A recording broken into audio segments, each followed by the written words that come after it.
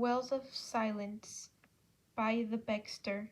Chapter 2, 15 Weeks. Something was seriously wrong with Anakin. She was sick. Anakin never got sick. Not once in the 14 years they had known each other had Obi-Wan ever seen Anakin suffer anything worse than a moderate flu. Even when they had managed to contract some rare virus on an Outer Rim world, Obi-Wan had been bedridden for almost a month. While the virus ran its course, Anakin had been back on her feet in a week. But now, she was distracted and unusually tired. Anakin had been suffering bouts of nausea and vertigo on and off for several weeks now. Not that she was complaining. In fact, she was going about trying to pretend like nothing was wrong. But Obi-Wan could tell there was definitely something wrong with her. And then this morning, in the middle of a strategy meeting, Anakin had fainted. Fainted! She had never passed out like that before. Not without head trauma, and today she had just dropped for no apparent reason. Obi-Wan racked his brain trying to think of where they had been recently, where Anakin could have picked up a foreign virus. That had to be what it was. There was no other explanation for Anakin's illness, and if it was bad enough to knock Anakin off her feet, quite literally, well, the implications were grim. Who knew how contagious it was, or how long Anakin had been carrying the virus and infecting others before symptoms arose?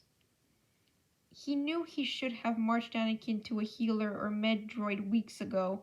When she first started feeling unwell, Obi-Wan sighed softly, knowing that never would have happened. Anakin was an adult and fully capable of taking herself to the healers when things got bad enough. He heaved another sigh and rolled his shoulders, trying to release his concern. After all, worrying about this wouldn't change anything. Stas Ali was taking care of Anakin, and he knew she would send word when ready. He settled again to meditate while he waited for news. Eventually, there was a knock on the door, and a soft, "Excuse me, Master Kenobi?" Obi-Wan opened his eyes and met a Solitzian Padawan. "Yes? What is it?" "Master Che would like to see you in the infirmary." Obi-Wan blinked, shocked. His heart pounded. Something was definitely seriously wrong with Anakin. Master Vakara She was the head healer in the temple. She wouldn't bother herself with a fainting spell unless it was a symptom of something much worse. On top of that, she and Anakin had never exactly gone along. The Twi'lek master usually let other healers take care of Anakin. It worked out best for everyone. He rose to his feet quickly. "Thank you, young one." He strode out of the room, trying to keep his pace contained to a brisk walk. When he entered the halls of healing, he found it mostly empty. A Padawan was having a burn on his arm tended to by Stas Ali while his master lectured him quietly. There was a bed on the far side of the infirmary, blocked off by privacy screens. Okara Che stood outside it. She looked decidedly unhappy, with her arms crossed tightly and her leku twitching in irritation. "Is everything all right?" Obi-Wan asked, trying to see through the opaque screen. He could sense Anakin was there. She was blocking herself off in the Force, but Obi-Wan could still feel her distress. "That stands to be determined, but she refuses to speak to anyone else until she talks to you." Chi's voice was bitter. She didn't like being ordered around by her patients. The halls of healing were her domain. Few dared question her expertise. Even Master Yoda would defer to her better judgment when it came to matters of health. But Anakin, well, she had never really cared for doctors of any kind, and she wasn't shy about letting the healers know. Look, I know Anakin can be a difficult patient, Master Chi, but just go talk to her, Master Kenobi, Chi interrupted. Obi-Wan thought he sensed distrust coming from her. He paused for a fraction of a second, wondering what Anakin could have possibly done or said to make Vocaro this irritable. Then he thought better of asking and stepped through the screen. Anakin was sitting up in bed, cross-legged, pulling at a stray thread of her cuff. She looked a little better. Some color had returned to her cheeks, but there were dark circles under her eyes, and she slumped like a great weight was on her shoulders. She looked young and small. Obi-Wan sat gingerly at the edge of the bed. Anakin, what's wrong? Why won't you talk to Master Chi? Anakin didn't look up from her fraying sleeve. She cleared her throat and swallowed a couple times, like she was having difficulty bringing the words up. I'm pregnant. Pregnant? Obi-Wan blinked, not quite sure he heard Anakin correctly.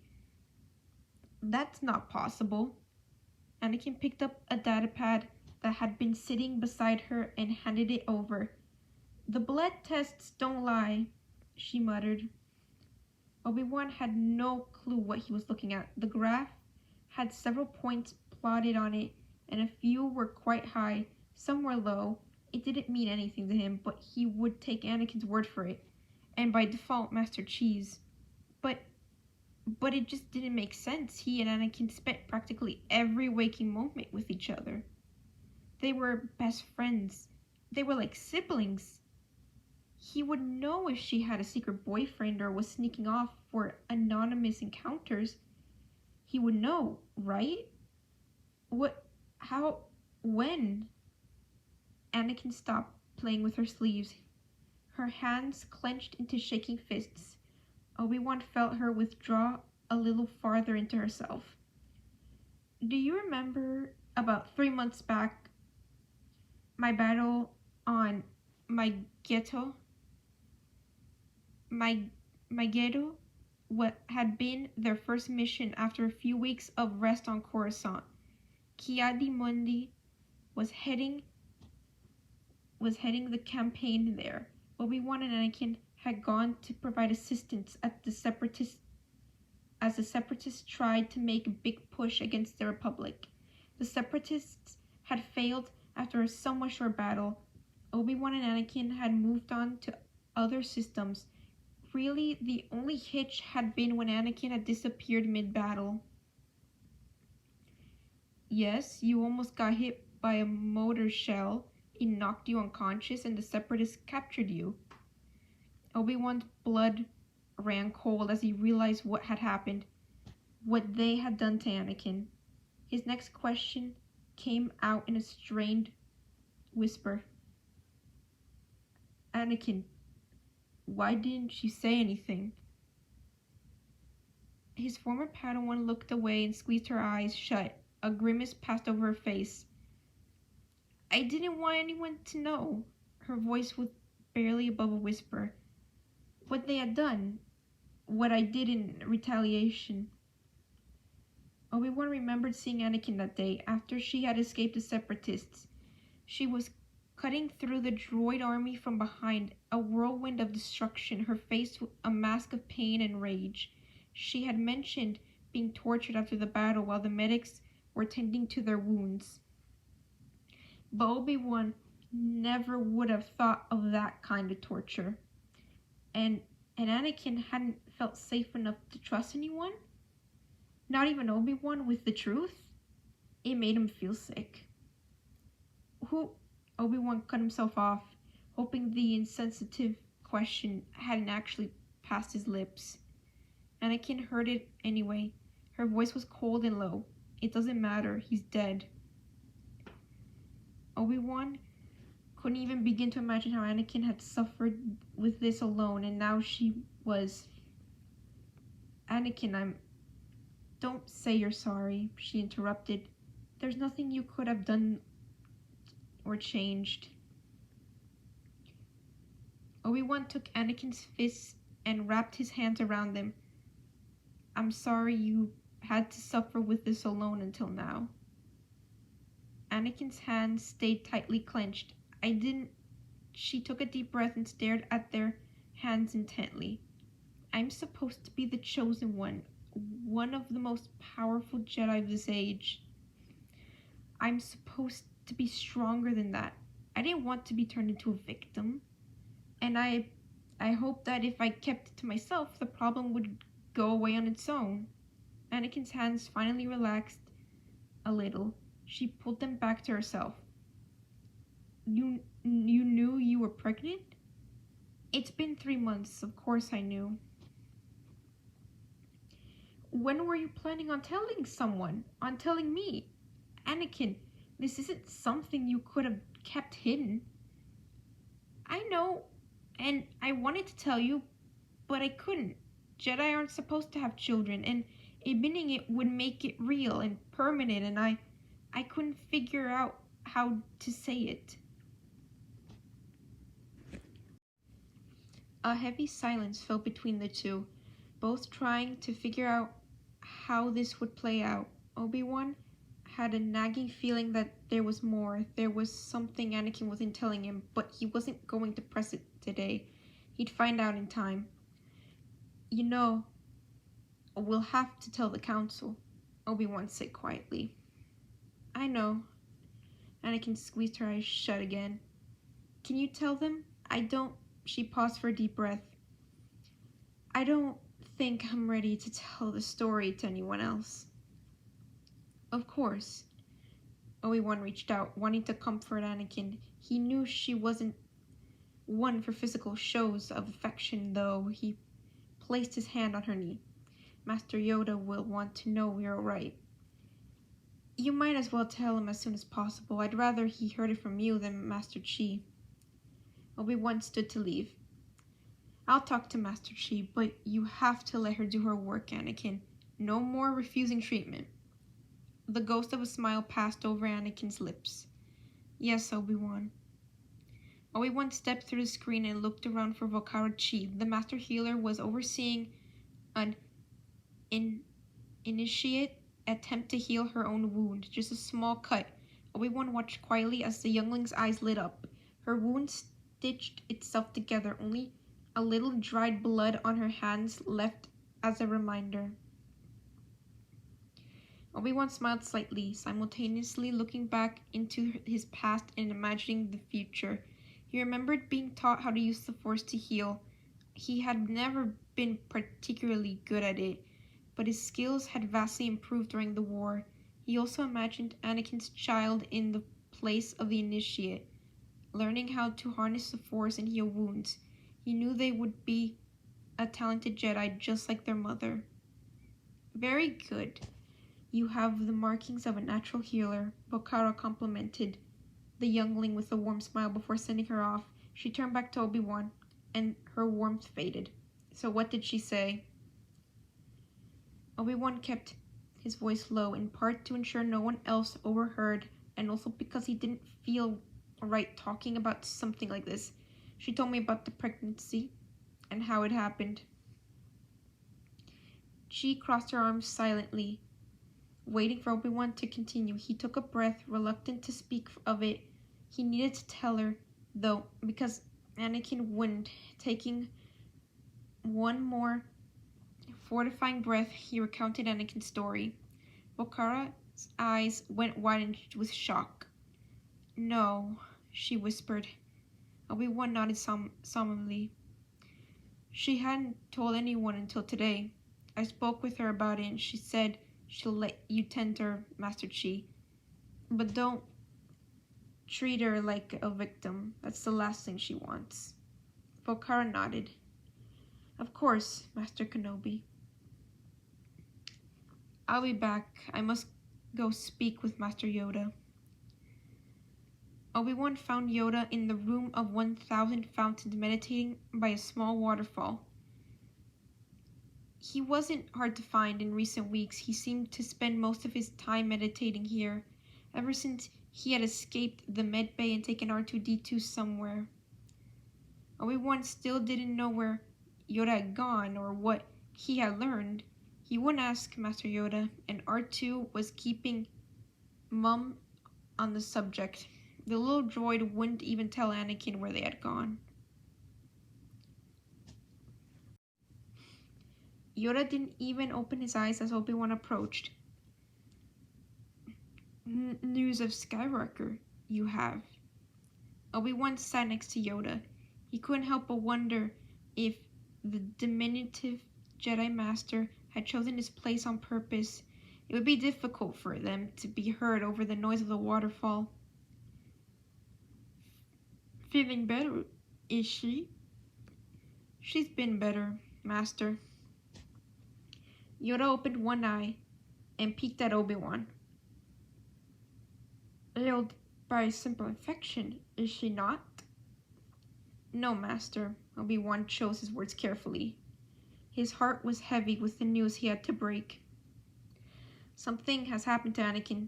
Something the Council must know, but something that may be best left off official Council records. Yoda had both eyes open now. He studied Obi-Wan intently. Something Skywalker cannot speak about herself. She does not have the strength to talk about it yet. She asked me to tell you, Obi-Wan admitted. Much concern for Skywalker I sense in you, and sorrow. Tell me. Obi-Wan took a deep breath. A few months ago, back, Anakin and I were on Megiddo.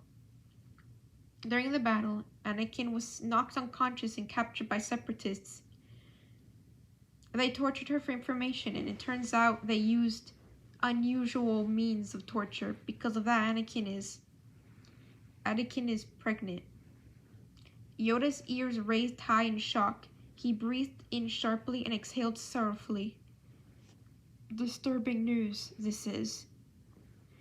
A powerful Jedi, Skywalker is. I didn't press for details, but it's probable she was drugged. She was gone for several hours. Yoda rubbed his chin thoughtfully and was quiet for a moment. Correct you were. Know of this the Council should. But on the record, this should not be. Seeing the healers, is she? Yes, Master Chi is taking care of her. Good. Good. Yoda nodded gently.